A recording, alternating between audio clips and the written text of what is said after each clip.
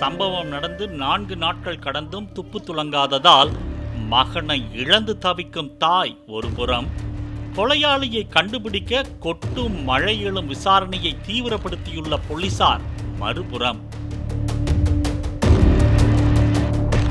தூத்துக்குடி மாவட்டம் கோவில்பட்டி காந்தி நகர் பகுதியைச் சேர்ந்த கார்த்திக் முருகன் பாலசுந்தரி தம்பதியின் இளைய மகன் கருப்பசாமி சின்னம்மை நோய் பாதிக்கப்பட்டு வீட்டில் தனியாக இருந்த நிலையில் மாயமானார். நீண்ட தேடுதலுக்கு பின்னர் எதிர்வீட்டின் மொட்டை மாடியிலிருந்து சடலமாக மீட்கப்பட்டார். கொலை செய்யப்பட்ட சிறுவனின் தாயும் தந்தையும் சாதி மறுப்பு திருமணம் செய்து கொண்டு வீட்டை விட்டு வெளியேறி வாழ்ந்து வந்ததாகவும், குழந்தை பிறந்த பின்னர் குடும்பத்தினருடன் பேசிக் கொண்டதாக கூறப்படுகிறது. கொலையான அன்று அட்டை கம்பெனிக்கு வேலைக்கு சென்ற தாய் வீட்டில் தனது மகன் தனியாக இருக்கிறான், வந்து பார்த்து கொள்ளுங்கள் என்று செல்போன் மூலம் மாமியாருக்கு தகவல் சொல்லி சென்றதும், பாட்டி வருவதற்குள்ளாக பேரன் மாயமாகி இருப்பதும் போலீஸ் விசாரணையில் தெரிய வந்தது. சம்பவத்தன்று மதியம் 3 மணிக்கு மேல் சிறுவன் இறந்திருக்க வேண்டும் என பிரேத பரிசோதனை செய்த மருத்துவர் தரப்பில் கூறப்பட்டுள்ளது. அதேபோல் சிசிடிவிகளை ஆய்வு செய்ததில் அச்சிறுவன் வசித்து வந்த 2 தெருக்களை தாண்டி போகவில்லை என்பது உறுதியாகியுள்ளதாக போலீசார் தெரிவித்துள்ளனர்.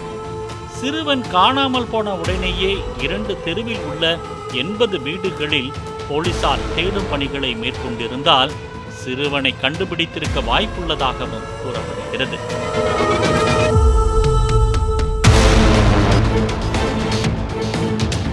இதற்கிடையே கடுமையான மன அழுத்தத்துக்குள்ளானதாக கூறி சிறுவனின் தாய் பாலசுந்தரி, தாத்தா கருத்தபாண்டி, பாட்டி கோட்டை தாயி ஆகியோர் போலீஸ் முன்னிலையில் பூச்சிக்கொல்லி மருந்து குடிக்க முயன்றதால் பரபரப்பு ஏற்பட்டது.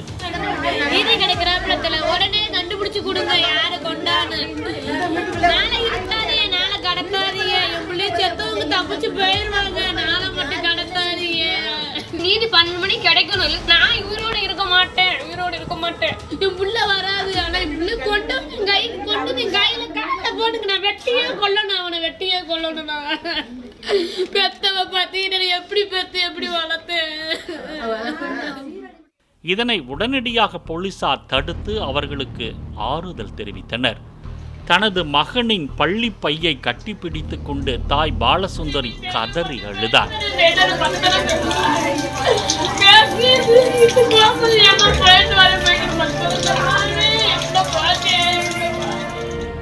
சம்பவ இடத்துக்கு வந்த தாசில்தார் சரவண பெருமாள் அவர்களை சந்தித்து ஆறுதல் கூறினார்.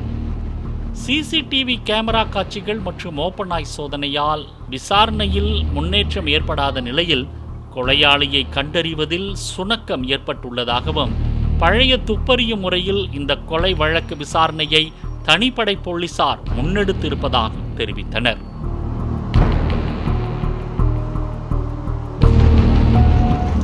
பாலிமர் செய்திகளுக்காக கோவில்பட்டி செய்தியாளர் ரங்கசாமி மற்றும் வேல்ராஜ்.